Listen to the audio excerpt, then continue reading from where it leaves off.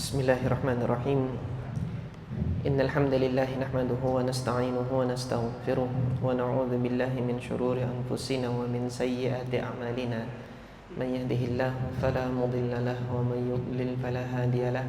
Wa asyhadu an la ilaha illallah wahdahu la syarika lahu wa asyhadu anna Muhammadan 'abduhu wa rasuluh. Allahumma salli wa sallim wa barik ala nabiyyina Muhammadin wa ala alihi wa ashabihi wa man ihtada bihadihi wastanna bisunnatihi ila yaumiddin. Amma ba'd. Alhamdulillah, jamaah salat maghrib Masjid Al-Munawwarah yang dimuliakan oleh Allah Subhanahu wa taala. Insyaallah di kesempatan malam hari ini kita hendak mengkaji hadis-hadis Nabi SAW yang berkenaan dengan fikih udhiyah atau fikih kurban, di mana fikih udhiyah ini, ibadah udhiyah, seringkali dikenal oleh masyarakat kita dengan istilah kurban. Nah, beberapa hadis ini sudah pernah kita kaji tahun lalu ya, di tahun yang lalu menjelang Idul Kurban di tahun yang lalu. Oleh sebab itu kita akan mengkaji hadis yang belum kita baca pada kesempatan tahun yang sebelumnya. Nah, hadis yang belum kita baca adalah hadis Jundub ibn Sufyan radhiyallahu taala anhu. Hadis ini adalah hadis ketiga di dalam bab al-adhahi.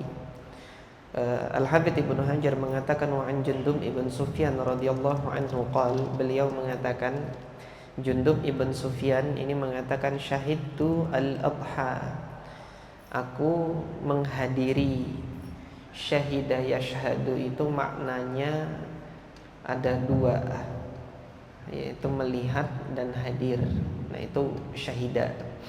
Kalau melihat saja itu kan bisa melihat dengan teropong, bisa melihat dengan lain sebagainya. Tetapi hadir atau tidaknya jasad ini itu belum tentu kalau diungkapkan dengan ro'a, dengan ro'a yara. Oleh sebab itu ungkapan kata ro'a yara itu terkadang diungkapkan untuk makna pandangan pemikiran. Ra'yun namanya. Ahlul ra'yi itu di mana kebanyakan para ahli fikih di Kufah itu disebut dengan ahlul ra'yi karena lebih banyak menggunakan pandangan logika. Nah, ini makna ra'ayara. Nah, adapun syahida, sudahnya hadir dia melihat. Jadi melihat dan hadir. Aku melihat, hadir, syahidtu al-adha, pelaksanaan Idul Adha ma'a Rasulillah sallallahu alaihi wasallam, bersama dengan Rasulullah sallallahu alaihi wasallam. Falamma qada salatah, ketika Rasulullah sallallahu alaihi wasallam menyelesaikan salatnya, qada salatahu binnas, nadhara ila ghanamin qad dzubihat. Rasulullah sallallahu alaihi wasallam melihat ada kambing yang sudah disembelih. Faqal, maka Nabi mengatakan, man dzabaha qabla sholati falyadhbah syatan makanaha. Barang siapa yang sudah menyembelih sebelum pelaksanaan sholat, hendaknya dia sembelih lagi untuk mengganti yang sudah terlanjur disembelih. Wa man lam yakun dzabah, barang siapa yang belum menyembelih, falyadhbah ala ismillah, silahkan untuk menyembelih dengan nama Allah Subhanahu wa taala. Al-hadits muttafaqun alaih. Nah, hadis Jundub ibn Sufyan ini, jamaah sekalian yang dimuliakan oleh Allah, dibawakan oleh Al-Hafidz Ibnu Hajar rahimahullah untuk menjelaskan ketentuan syarat waktu penyembelihan hewan kurban. Jadi sah tidaknya penyembelihan hewan kurban itu setelah pelaksanaan sholat Idul Adha, yang nanti kemudian berlangsung sampai hari tasyrik. atau yang disebut dengan hari-hari Mina. Bagi jamaah haji nanti disebutnya hari Mina 11, 12, 13 Zulhijjah. Ini adalah waktu penyembelihan hewan kurban atau hewan udhiyah.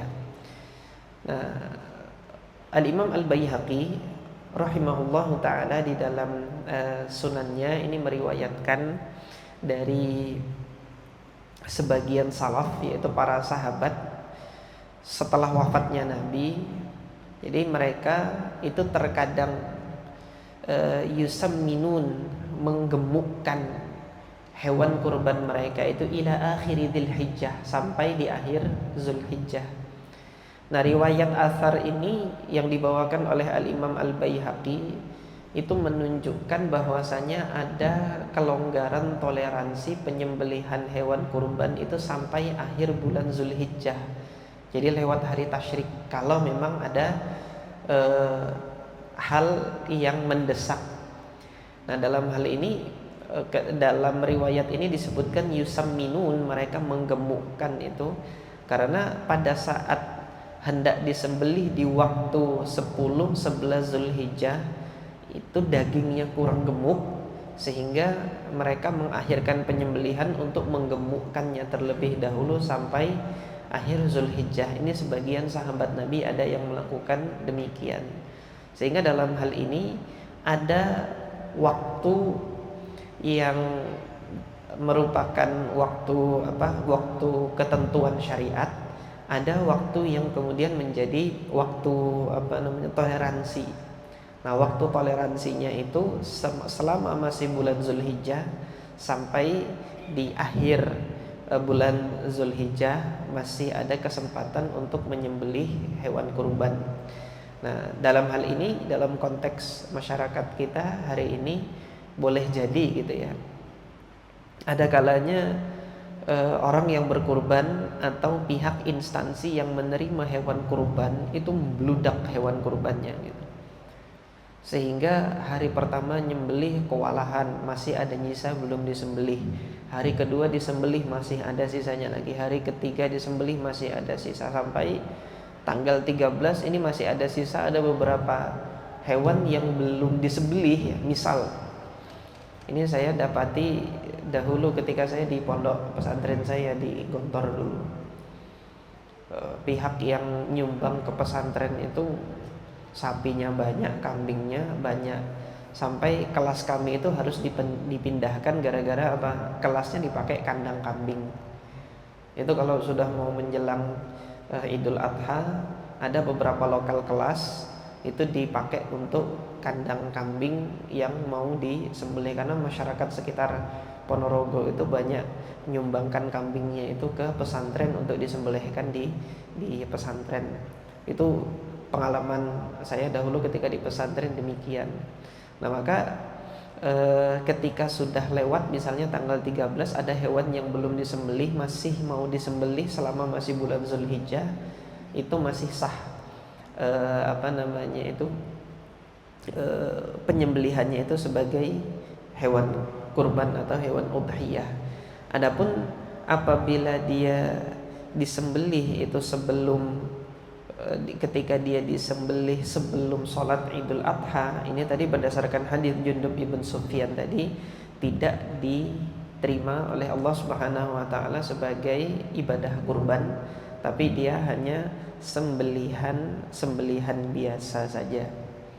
Ini yang berkenaan dengan waktu. Jadi ibadah kurban ini dibatasi oleh beberapa aturan yang membedakan sembelihan ini berbeda dengan sembelihan yang biasa. Nah, kalau sembelihan biasa tidak dibatasi waktu, sementara hewan kurban ini penyembelihannya dibatasi waktu. Waktunya apa? Yang pertama harinya, yaitu 10 Zulhijjah, kemudian 11 Zulhijjah, 12 Zulhijjah, dan 13 Zulhijjah. Ada waktu toleransi hingga akhir bulan Zulhijjah. Dimulainya kapan? Dimulainya setelah selesai pelaksanaan sholat Idul Adha dan selesai penyampaian khutbah. Selesai penyampaian khutbah Idul Adha. Nah, jadi demikian. Nah, Aturan yang lain mengenai ibadah kurban ini, yaitu syarat hewannya yang disembelih itu apa. Nah, para ulama berijma bahwasanya yang disembelih itu adalah al-an'am. Al-an'am itu apa? Hewan ternak berkaki 4 ya, itu disebut an'am. Di antara dasar dalilnya adalah kalam Allah di surah Al-Hajj ayat 28. Allah berkalam liyashhadu manafi'a lahum wa yadhkuru ismallahi fi ayyamin ma'lumat. Hendaknya mereka menyaksikan manfaat-manfaat yang Allah jadikan bagi mereka, dan hendaknya mereka berzikir menyebut nama Allah fi ayyamin ma'lumat, di hari-hari yang diketahui. Itu hari apa? Yaitu 10 Zulhijjah, 11, 12, 13 itu tadi ayyamin ma'lumat. Ala ma razaqahum min bahimatil an'am, menyebut nama Allah terhadap hewan. Nah, jadi ayat ini menyebutkan waktu, ketentuan waktu bagi penyembelihan ayyami ma'lumat. Kemudian hendaknya penyembelihan itu menyebut nama Allah, wa yadhkuru ismallah, kata Allah, ala ma razaqahum, terhadap rizki yang Allah limpahkan kepada mereka, min bahimatil an'am, berupa bahimatul an'am. Bahimatul an'am yaitu hewan ternak berkaki 4 yang jenisnya itu 3. Jadi kalau semisal nanti ada kuda di ternak, itu nggak boleh jadi hewan kurban. Jadi ibadah udhiyah nyembelih kuda gitu enggak. Tapi 3 hewan ini yaitu unta dan sejenisnya. Nanti mau unta yang punuk 1, unta punuk 2, selama dia unta, dia sah untuk penyembelihan ibadah kurban. Kemudian yang kedua sapi dan yang sejenisnya. Sapi dengan syarat dia diternak. Berarti nanti sapi, kerbau ini sah untuk untuk dijadikan sebagai hewan kurban. Yang tidak sah adalah banteng. Karena banteng tidak bahimatul an'am, tidak diternak, dia liar. Ini hewan wahash. Hewan wahash itu hewan-hewan yang liar. Nah, gimana menyembelih hewan yang liar? Mau ditangkapnya aja, kemudian memerlukan tenaga untuk menangkapnya, terus mau menyembelihnya. Yang ada hewan liar itu diburu, yaitu dengan diburu, kemudian dia mati karena tembakan. Mati karena tembakan, nah itu sah untuk dimakan, tetapi tidak menjadi hewan kurban karena dia liar. Ada sifat liarnya itu. Nah, baru kemudian yang ketiga adalah kambing dan sejenisnya. Kambing dan sejenisnya maksudnya apa? Kambing ini ada 2 jenis. Yang pertama maiz. Kambing yang jenis maiz ini adalah kambing yang bulunya itu lurus, rambutnya lurus. Kemudian yang kedua jenisnya bo'en.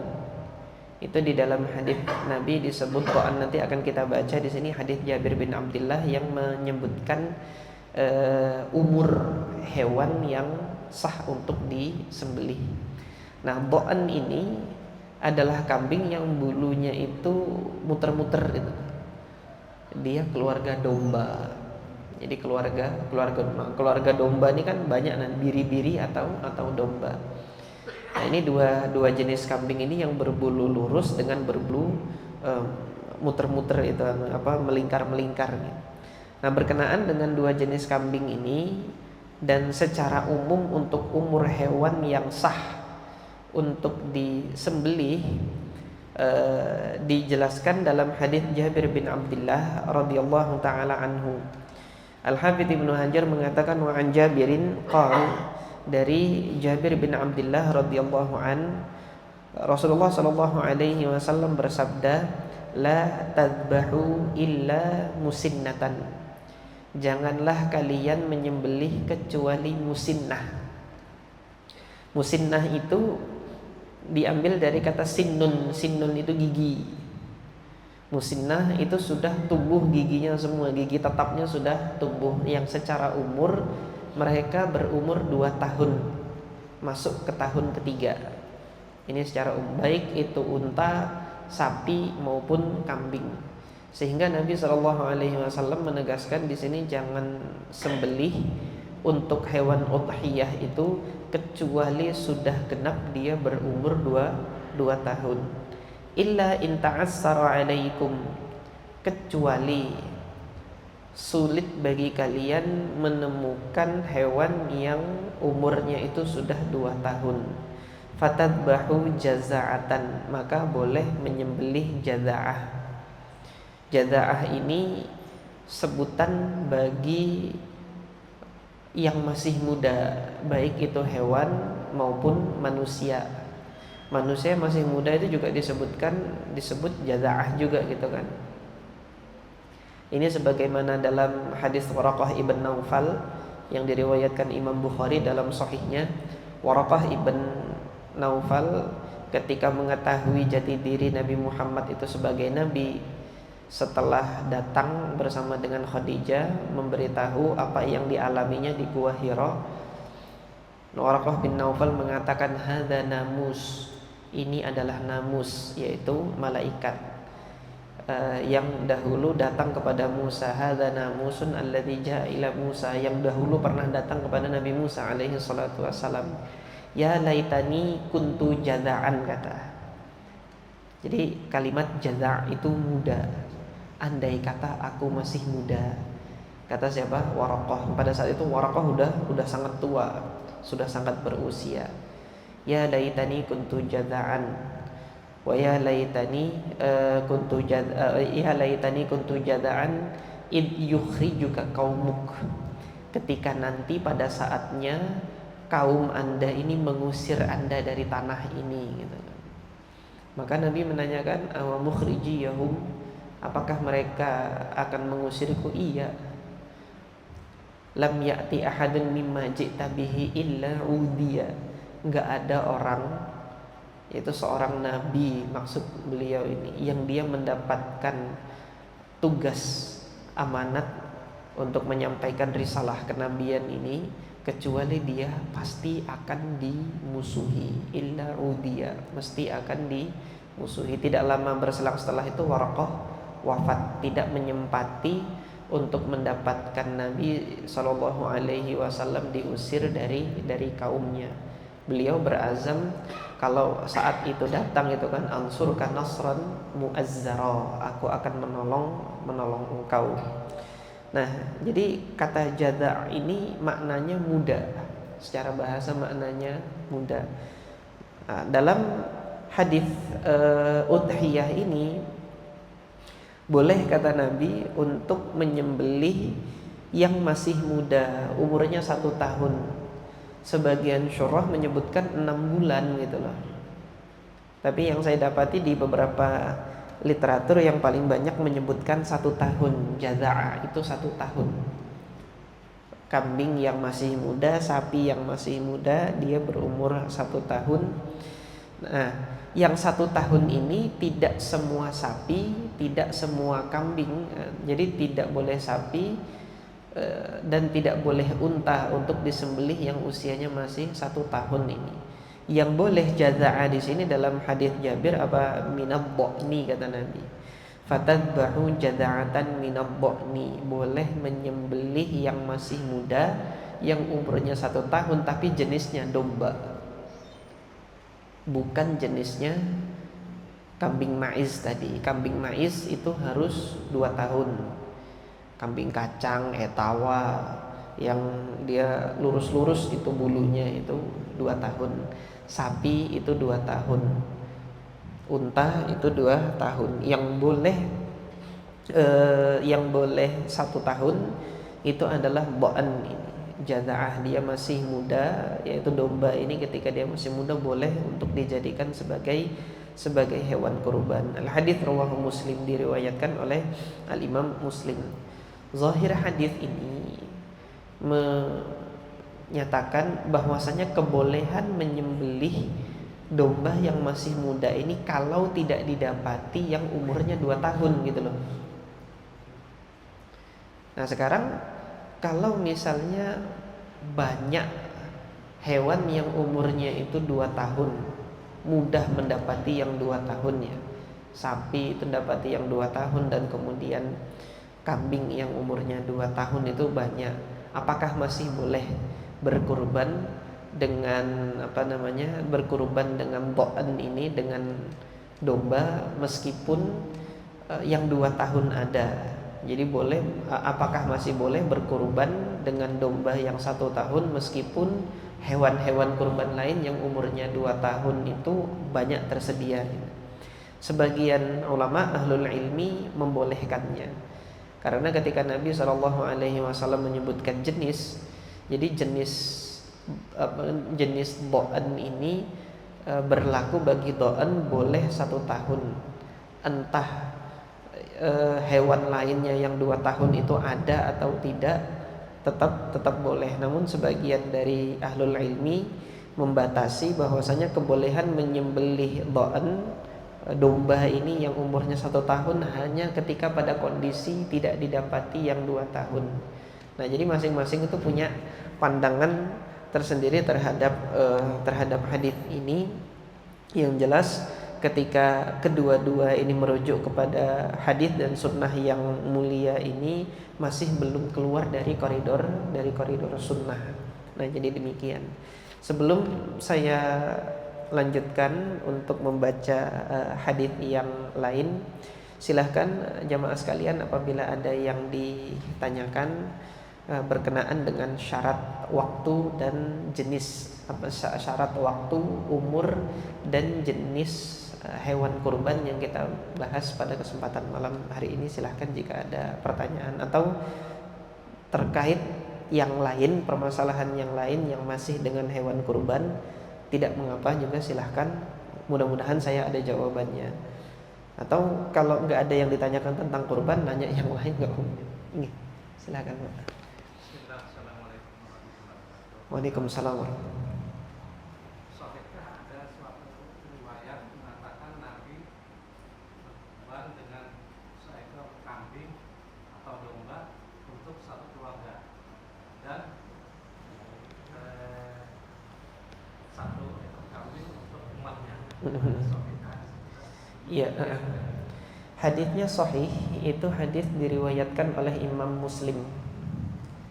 Jadi Nabi berkurban untuk keluarganya dan untuk umatnya dengan satu kambing. Hadisnya diriwayatkan dari Ibunda Aisyah radhiyallahu anha, ada di dalam Sahih Muslim. Ibunda Aisyah mengatakan, amara bikabshin aqran yata'u fi sawadin wa yabruku fi sawadin wa yanzuru fi sawadin. Jadi beliau menceritakan bahwasanya Nabi SAW memerintahkan untuk mengambil kambing yang akron, kabshin akron, seekor kambing, bikabshin. Nah, bikabshin itu kan seekor kambing, akron punya tanduk, yata'u fi sawadin, dia melangkah dengan hitam. Maksudnya apa? Kaki depannya itu warna bulunya itu hitam. Wayabruku fi sawadin, kemudian duduk dengan hitam. Jadi kalau duduk itu kan kaki belakangnya dulu ditekuk, baru kemudian depan. Nggak tahu kambing duduknya gimana, depan dulu kah atau belakang dulu? Nggak lupa saya nggak pernah lihat. Nanti silahkan lihat kambing tuh duduknya gimana. Yang jelas kaki depan, kaki belakang itu warnanya hitam. Wayanzuru fi sawadin, melihat dengan hitam. Artinya apa? Bagian warna bulu di sekitar matanya ini hitam. Selain dari itu putih. Nah, ini secara warna bulu nih cantik banget nih anunya nih, kambingnya Nabi Muhammad nih. Fa'utiya liyudhhiya bihi, didatangkan untuk dijadikan hewan kurban udhiyah. Faqala laha, maka Nabi mengatakan kepada Aisyah, ya Aisyah halumil mudyah, wahai Aisyah, ambilkan mudyah, pisau, ambilkan pisau. Thumma qal, kemudian Nabi mengatakan, ishhadiha bihajar, tajamkan, tolong tajamkan itu dengan dengan batu, ditajamkan dengan batu, yaitu batu asah. Fafa'alat, maka dilakukan oleh Ibunda Aisyah radhiyallahu taala anha. Nah, setelah ditajamkan oleh ibunda Aisyah radhiyallahu taala anha. Kemudian Nabi mengatakan mengambilnya, wa akhadahu, diambil itu kambing, fa adja'ahu, dibaringkan. Adja'a itu, ittaja'a itu berbaring dengan salah satu sisi. Nah, sehingga kambing ini dibaringkan sisinya, adja'ahu thumma dzabahahu, baru kemudian Nabi sembelih. Thumma qal, Nabi mengatakan bismillah. Allahumma taqabbal min Muhammadin, terimalah ya Allah dari Muhammad, wa ahli Muhammad, dan keluarga Muhammad, wa min ummati Muhammad, dan dari umatnya Muhammad. Thumma dhaha, baru kemudian Nabi menyembelih udhiyahnya itu. Jadi Nabi mengatakan demikian di dalam di dalam ucapannya ini, di dalam kalimat beliau ini menunjukkan ini udhiyah dari siapa. Jadi dari Nabi Muhammad, dari keluarga Nabi Muhammad, dan dari umatnya Nabi Muhammad sallallahu alaihi wasallam. Nah, ini hadisnya sahih, diriwayatkan oleh Imam Muslim. Jadi demikian, Pak.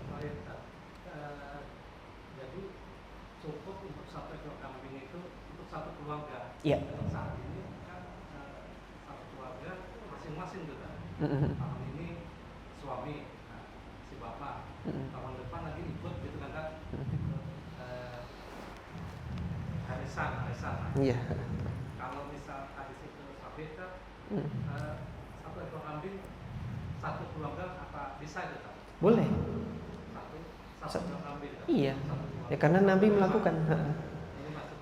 Keluarganya Nabi berapa coba? Istri-istrinya semua masuk tuh, 9. Terus putri beliau Sayyidah Fatimah, putri beliau, sama Ali bin Abi Thalib, nih keluarga. Jadi para ulama ini masih mengemukakan pendapatnya yang termasuk keluarga Nabi ini siapa aja. Nah, di dalam mazhab Syafi'i itu yang menjadi keluarga Nabi itu adalah Alu Aqil. Jadi Aqil bin Abi Thalib, keturunannya Aqil bin Abi Thalib. Kemudian Ja'far, keturunannya Ja'far bin Abi Thalib. Kemudian keturunannya Abbas ibn Abdul Muttalib, keturunannya Ali bin Abi Thalib. Aqil, Ja'far, Ali, dan kemudian Abbas bin Abdul Muttalib, ini dari Bani Hashim, ini keluarga Nabi ya. Nah, mereka ini nggak boleh dapat zakat gitu. Nah, suatu ketika kan Fadl ibn Abbas ini minta izin kepada Nabi untuk jadi amil zakat. Minta untuk jadi amil zakat. Sebelum pergi ke Nabi, lewat dapatin Ali bin Abi Thalib gitu kan. Mau kemana kalian? Mau ketemu Nabi, kita mau karena masih muda mau cari kerjaan gitu kan, minta untuk menjadi amil zakat gitu. Maka Ali bin Abi Thalib mengatakan nggak boleh, kalian keluarga Nabi gitu kan. Kamu ngomong begini gara-gara mentang-mentang mantunya gitu kan. Ya kamu nggak percaya, datang aja sudah, saya tunggu di sini. Nanti kasih tahu saya, boleh apa enggak kalian. Nah, ternyata Fadl bin Abbas ini kakaknya Abdullah bin Abbas nih, anak dari Abbas bin Abdul Muttalib gitu. Setelah kembali dari Nabi SAW mengatakan iya nggak boleh. Diboleh. Jadi zakat sedekah ini nggak boleh untuk Alu Muhammad, bagi keluarga Muhammad. Ini masuk semua keluarga Nabi Muhammad. Satu kambing banyak nih, jadi keluarganya Nabi Muhammad. Tambah lagi umatnya Nabi Muhammad, kita masuk nih. Ketika Nabi nyembelih belum lahir, kita belum ada di dunia ini, tapi masuk ini wa min ummati Muhammadin, baru kemudian disembelih oleh Nabi Sallallahu Alaihi Wasallam. Jadi demikian. Ya, yang tadi disampaikan untuk penyembelihan kurban itu salah satu pendapat ulama boleh di atas tanggal 13 ya, selama masih Dzulhijjah ya. Jadi alasannya ulama tadi atau hadis Syafi'i, alasannya apa Ustaz? Dia yang pertama bukan hadis, asar, bukan pendapat juga. Asar itu adalah riwayat yang sampai kepada selain Nabi. Kalau sampai sahabat itu juga asar, kalau sampai tabiin ini dikatakan juga asar. Jadi dia adalah amalan yang dilakukan para sahabat. Ya. Di amalan yang dilakukan oleh para sahabat yang meriwayatkan Imam Al-Baihaqi di dalam sunannya dengan sanad yang sahih. Artinya itu dilakukan sahabat. Ketika sahabat melakukan hal tersebut, jadi mereka yusamminun, menggemukkan. Nah, alasannya kalau disembelih pas pada tanggal itu dagingnya sedikit, sehingga ada hajat untuk digemukkan. Maka mereka mengakhirkan penyembelihannya sampai akhir Zulhijjah. Pada saat para sahabat melakukan itu, belum ada pengingkaran dari satupun dari sahabat gitu loh. Sehingga hal ini mengindikasikan adanya ijma'. Nah, jadi kalau ijma' itu udah sepakat, tapi ini ada indikasi ijma'. Kenapa? Ketika dilakukan suatu hal oleh sahabat tidak didapati yang mengingkari. Ketika tidak didapati yang mengingkari, maka ada indikasi di situ bahwasanya perkara tersebut disepakati kebolehannya. Namun secara hukum yang nampak dari riwayat athar itu adalah jika ada kondisi yang mendesak. Jadi kondisi yang mendesaknya tadi ya, kalau disembelih pada saat itu dapat dagingnya sedikit, sementara hajat untuk makan dagingnya itu banyak orang-orang miskin pada saat itu. Jadi demikian Pak. Jadi itu bukan pendapat dari para ulama, tapi athar gitu kan, yang dilakukan oleh para sahabat, dan belum didapati seorang pun dari sahabat yang mengingkari hal tersebut sehingga mengindikasikan adanya ijma'. Jadi demikian. Allah taala a'lam.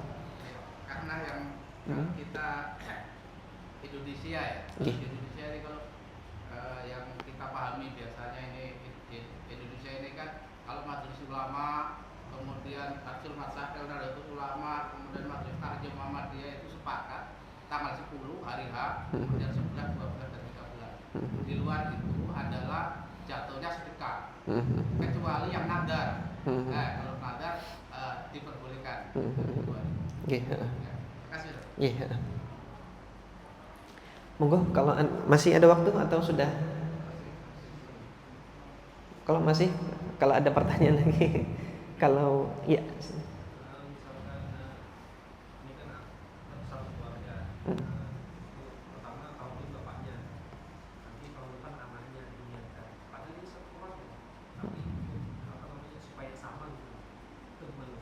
Nggak apa-apa juga, boleh juga yang seperti itu. Yang seperti itu nggak apa-apa, boleh. Ya, karena yang jadi seperti ini ya. Apakah ya? Bisa deh. Belum kan? Jadi yang jumhur mayoritas ulama berpandangan bahwasanya satu kambing itu untuk satu orang dan sapi itu boleh untuk 7 orang. Jadi demikian ya. Ini pandangan jumhur ulama. Kemudian ketika didapati hadis Aisyah ini di mana Nabi Muhammad berkurban satu kambing, tapi untuk seluruh umatnya Nabi Muhammad, ada isyarat bahwasanya lebih dari 7 itu boleh. Jadi gitu. Dan ini yang saya pegang, lebih dari 7 boleh. Cuma dari 4 mazhab ini belum ada yang memfatwakan boleh. Sehingga yang mengambil pendapat hati-hati gitu kan, tahun ini 1 dulu, nanti tahun depan lagi. Karena 4 mazhab berpandangan nggak boleh kalau lebih dari untuk satu kambing itu lebih dari untuk satu sapi lebih dari 7, dan untuk satu kambing lebih dari 1 orang itu nggak boleh. Ini jumhur ulama, ini didasarkan pada hadis Jabir bin Abdullah radhiyallahu an, yang sebenarnya ini kejadiannya di Umrah Hudaybiyah. Umrah Hudaybiyah itu ketika Nabi dan para sahabat hendak umroh ya, dihadang oleh kafir Quraisy, nggak boleh masuk. Nah, pada saat umroh itu hewan hadiyu itu kurban yang disembelih di tanah haram. Untuk yang melaksanakan haji dan umroh itu wajib. Yang disembelih di luar tanah haram itulah yang namanya kurban, gitu loh.